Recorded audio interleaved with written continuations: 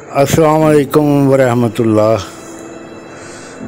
कुछ देर पहले मेरे पास एक बच्ची तशरीफ़ लाई और कहने लगी कि बाबा जी मैं मेकअप करती हूँ या आर्टिफिशियल जेवर पहनती हूँ तो मेरी जिल्द ख़राब हो जाती है,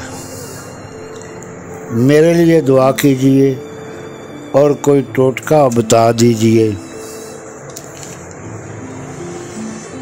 तो मैंने जो उसे बताया वो आपके साथ शेयर कर रहा हूँ कि होम्योपैथिक मेडिसिन पेट्रोलियम 30 पोटेंसी ऐसी हसास जिल्द के लिए बहुत मुफीद है जो आर्टिफिशियल जेवर पहनने या मेकअप करने से ख़राब हो जाती हो।